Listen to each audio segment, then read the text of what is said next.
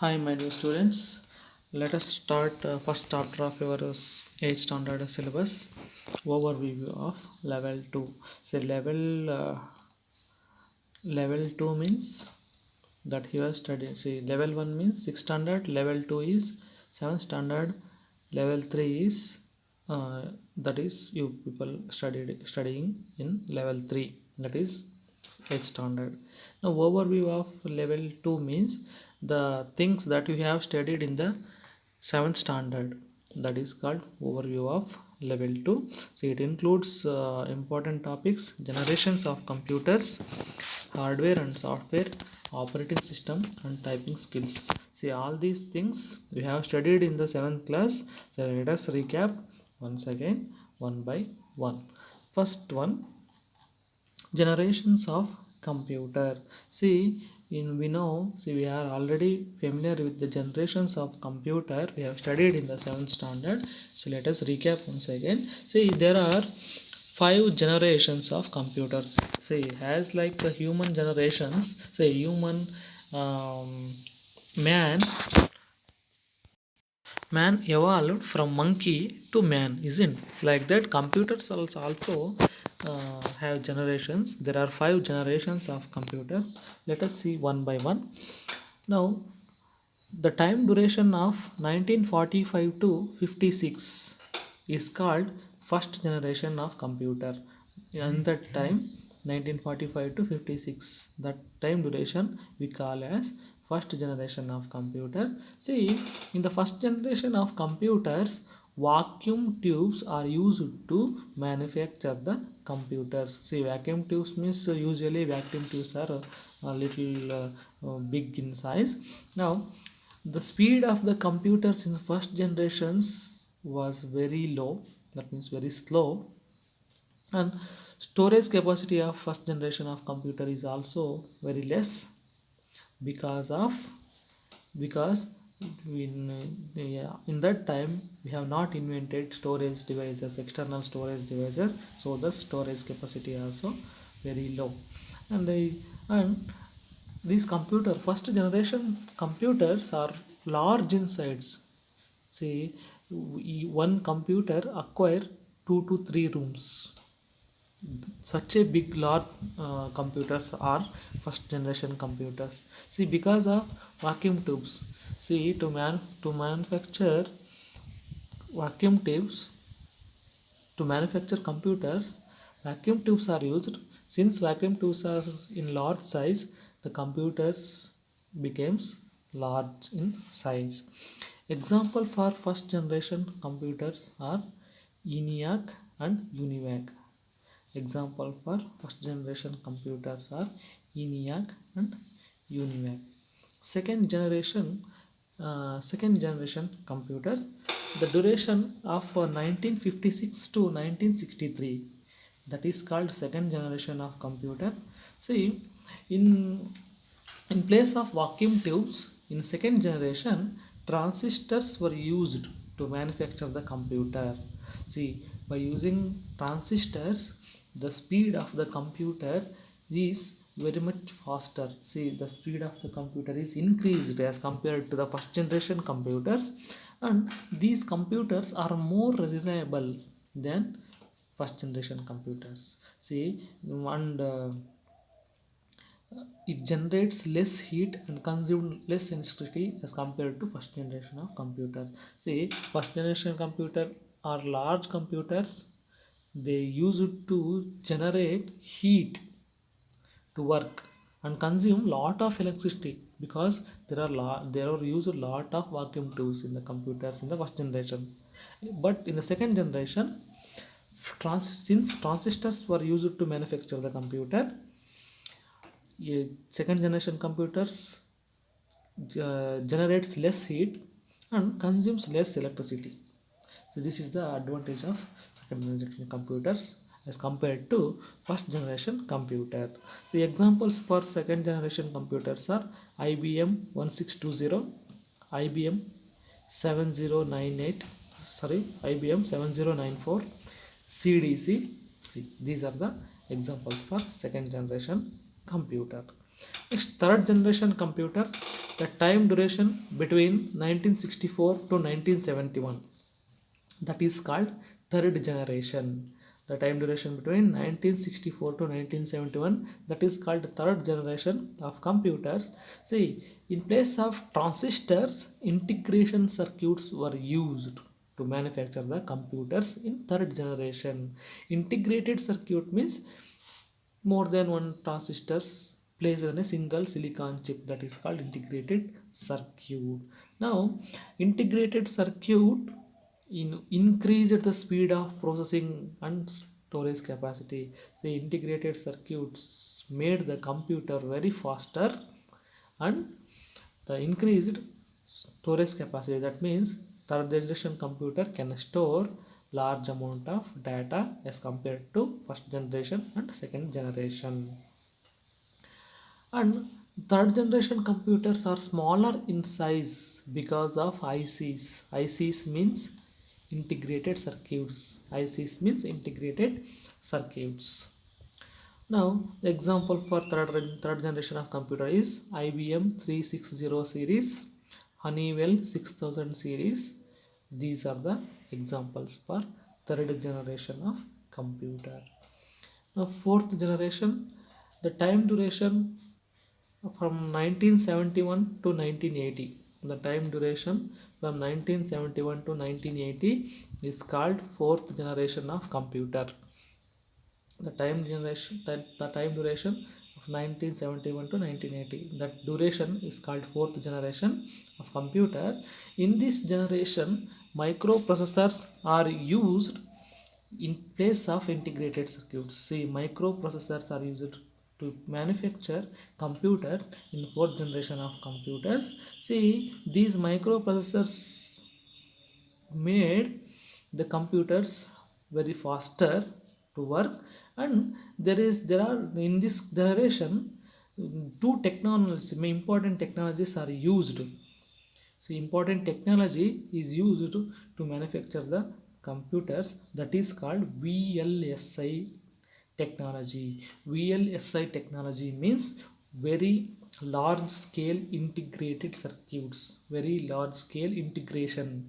VLSI means very large scale integration. That means thousands of integrated circuits were placed, thousands of microprocessors were placed in a single silicon chip. That is called, that technology is called very large scale integration. By this technology, fourth generation computers becomes very faster and smaller in size, and they are large, they have large storage capacity.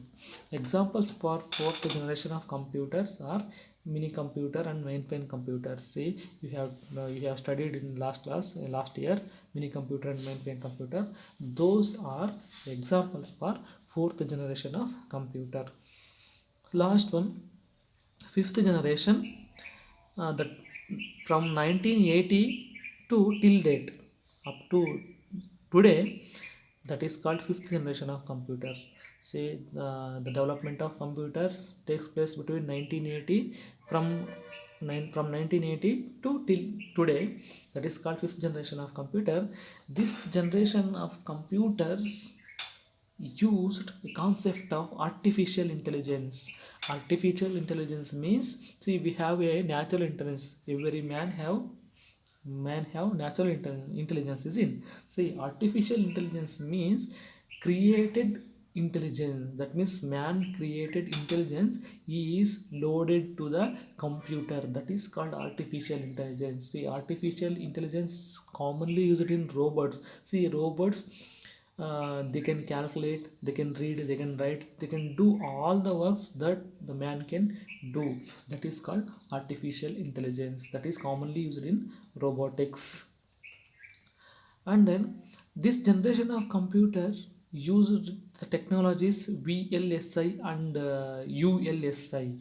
VLSI means very large scale integration technology, as well as ULSI means ultra large scale integration. See, these technologies made the fifth generation computers very fast. These computers works in a fraction of second.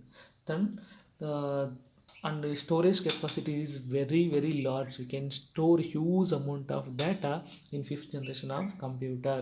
Examples for fifth generation of computers are desktop computers, laptops, notebooks and robots. These are all the examples for fifth generation computers. And let us move on to the next topic, hardware and software. See, computer system, the parts of the computer system are categorized into four parts. First one is hardware, second one is software, third one is data, and fourth one is user. The computer system is categorized into four parts: hardware, software, data and user. Now first one is hardware. Hardware, see, we know hardware means the parts of the computer that we can touch and feel. ನಾವು ಯಾವ್ಯಾವ ಕಂಪ್ಯೂಟರ್ನ ಭಾಗಗಳನ್ನು ಮುಟ್ಟಲು ಸಾಧ್ಯ ಇರ್ತಕ್ಕಂಥ ಭಾಗಗಳನ್ನು ನಾವು hardware ಅಂತ ಕರಿತೀವಿ. The physical parts of A computer system are called hardware.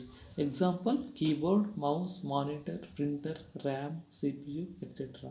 So those parts we have to touch. We can touch. ನಾವು ಮುಟ್ಟಲು ಸಾಧ್ಯ ಇರತಕ್ಕಂಥ ಪಾರ್ಟ್ಸನ್ನು ನಾವು ಹಾರ್ಡ್ವೇರ್ ಅಂತ ಕರಿತೀವಿ. The parts of the computer which we can touch and feel are called hardware components. Next one is software.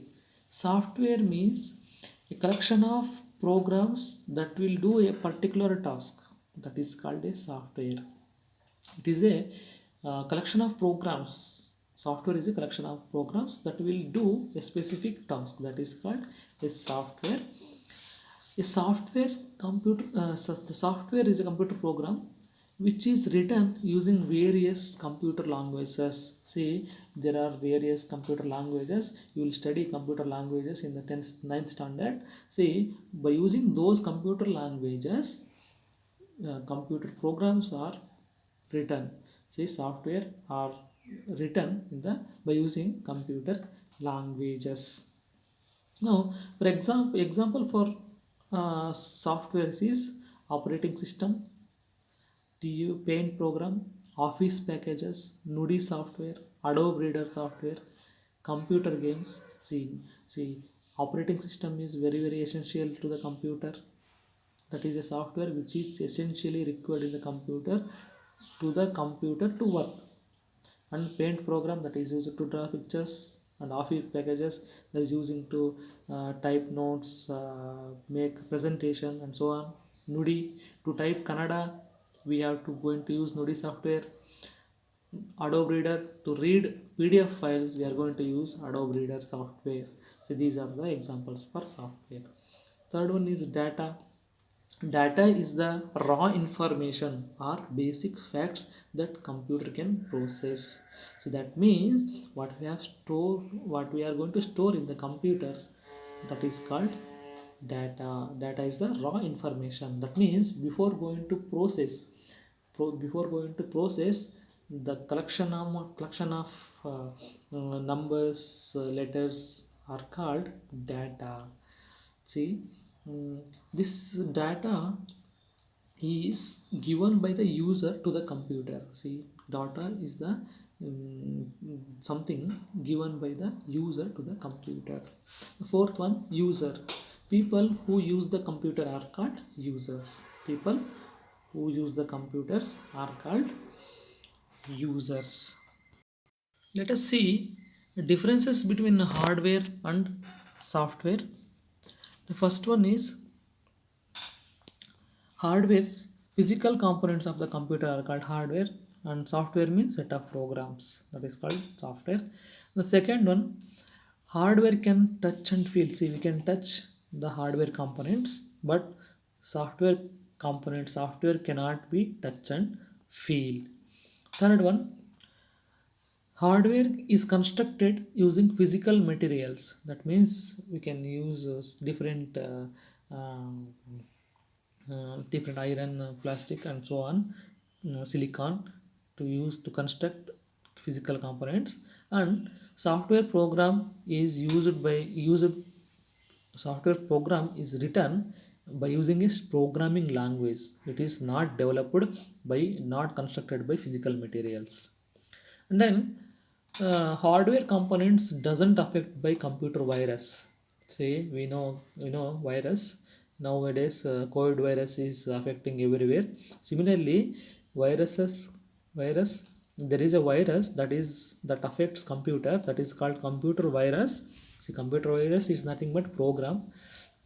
No, hardware components does not affect by computer virus, but software is affected by computer viruses. Say, some computer virus can harm the software.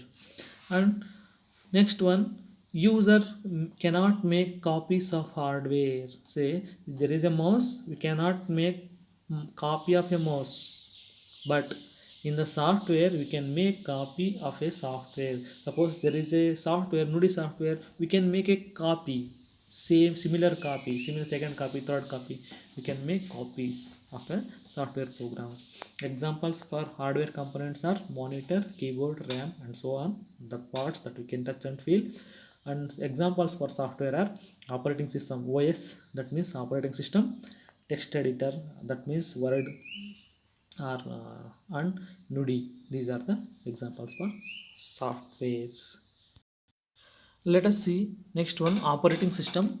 Operating system is an essential software program that is required to the hardware components of the computer to work properly.